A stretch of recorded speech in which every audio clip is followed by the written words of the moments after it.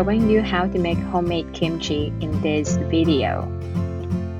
And for each pound of cabbage you use, massage in about 10 grams of salt.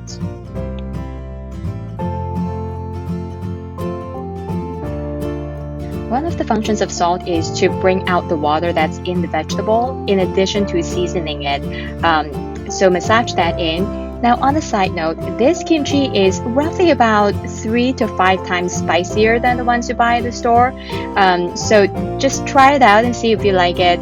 I'll make another video that is not as spicy. So first I'm going to chop up an onion and then some ginger.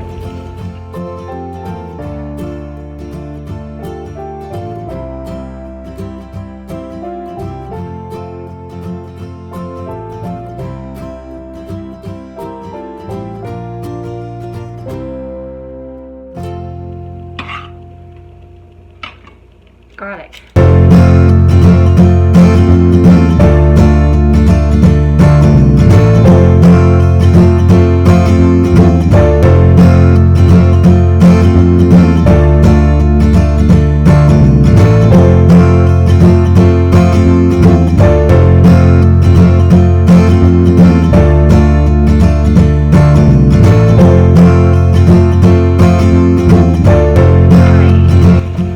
Ginger.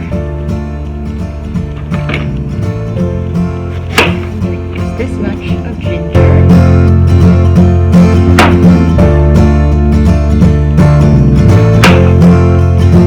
Since we're sort of at this midpoint, let me just grate it before I add the Korean chili powder and the rest of the other stuff. So I'm gonna chop it. Good. And then I'm gonna add 3/4 of a cup of chili powder.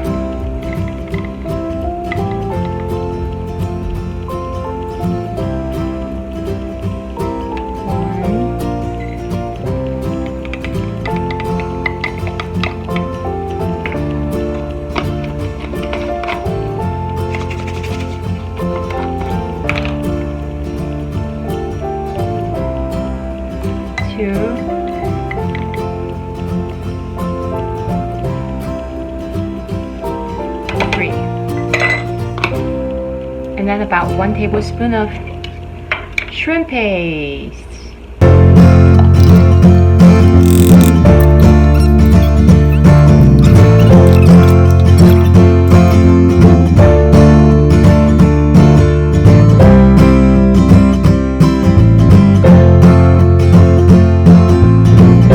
Okay, so this is the solution I made using half a cup of water, 1 tablespoon of sugar, and also a little less than 1 tablespoon of sweet rice flour. So I think maybe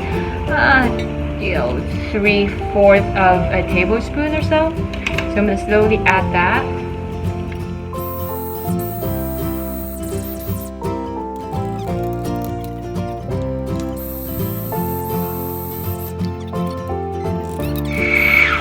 Okay, I'm going to set this aside because I'm going to start chopping up some vegetables.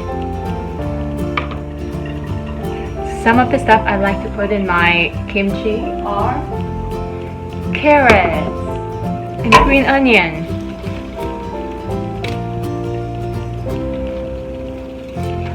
Oops.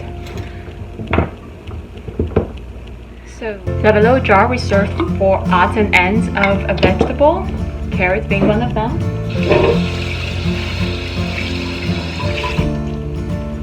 So wash this. You won't use the top, so here.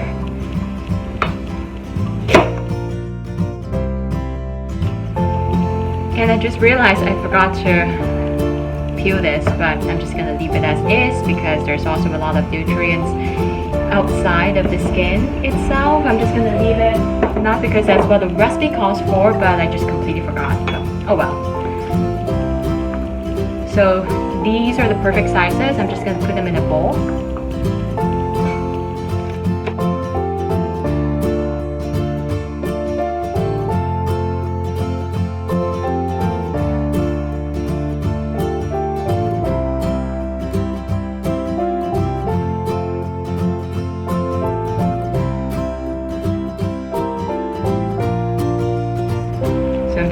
cut out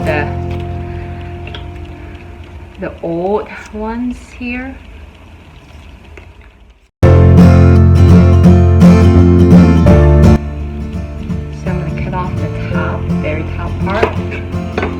For those of you who are chefs out there and you find this to be blasphemous, maybe not.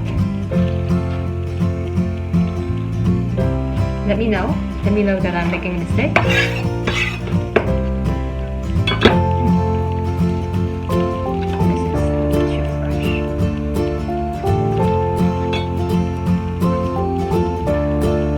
Chop it to maybe like this thing.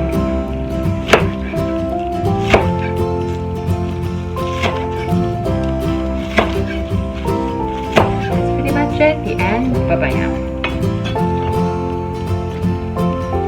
By now you're probably wondering what happened to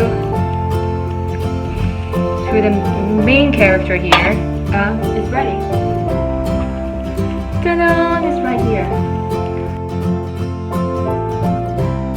Ideally, you want to cut the vegetables maybe in 2-inch sizes. What you see in here, it's maybe a little bit too big. So 2 inches is definitely ideal.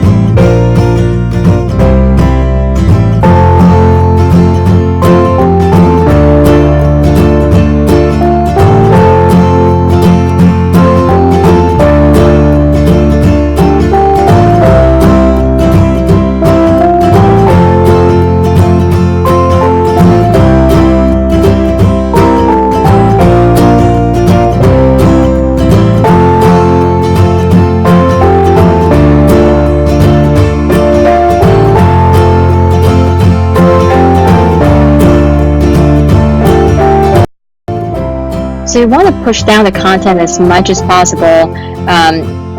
When you're doing that, it really helps release the water. Now notice I'm actually wearing non-latex gloves as well because it's extremely spicy. You don't want that to be, you don't want to touch your eyes in it, with that kind of spiced hands, or go to the bathroom with it. So definitely wear gloves and protect yourselves.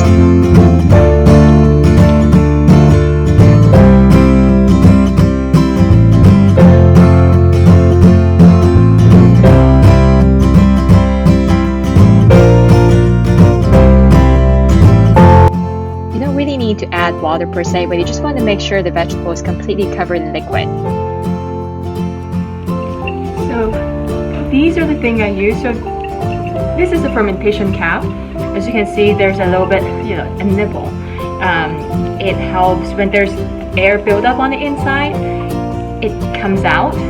Even of course some air does go in. So it comes with a suction as well.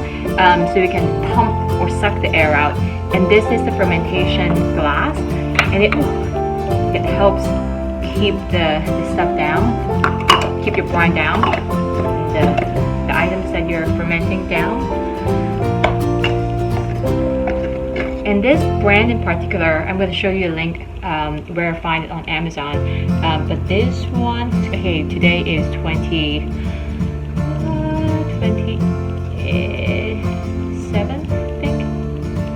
27, so it comes with a date, so just to remind you how long you've been fermenting this. Really like it. If you want to get it, you can use my affiliate link in the show note below, and I'll show you the progress. I'll show you the progress and what happens.